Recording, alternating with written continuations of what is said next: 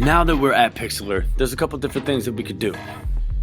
We can move our little navigator icon and our layers over here. This is our history right here. And we can get rid of our promotion. So now I have my photo.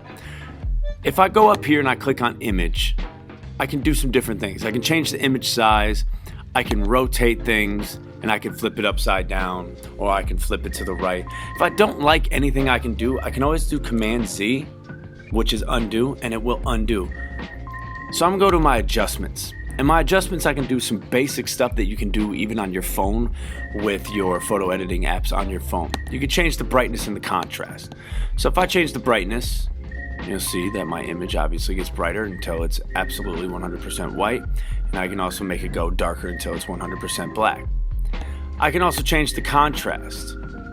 And the contrast is the difference between the darkest shades and the lightest shades.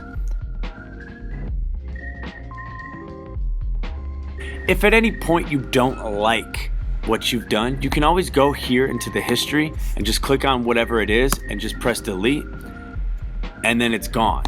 Or you can go back and you can click right there and it'll come back. Next thing I'm gonna do, I can do my hue and saturation. So my hue, I can change the color, make it cool colors like the blue, green, or I can make it a little yellowy. I can even go purple. I'm gonna just bump the hue down a little to -23. I can take the saturation. This is how like bright the colors will be. Like your reds will be really red. And I can do my lightness. I can move that up. I'm gonna move my lightness to like 11. And then I can do my color balance, so I can make my reds go away, which I'm going to do. I can bump my greens. I don't want to do that because I don't want it to all look nasty. And I can take my blues down a little bit, or I can bump my blues up. I can also go here and I can do my exposure. So this is like, makes it a little bit brighter, or I can make it a little darker. We're gonna go right about to 15.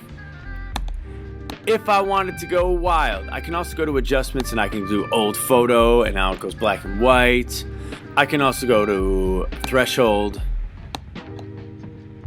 and gets this like weird black and white thing. I don't want any of that. I could also go over here to the filter and I can do some stuff with the filter. Like I can add a little vignette shadow to it, which is pretty nice. I could also just kind of make it go wild and do like a kaleidoscope. And now my cookies look really wild, man. So those are the ways that you can all play around with editing your photos. So once again, you can change your image size here.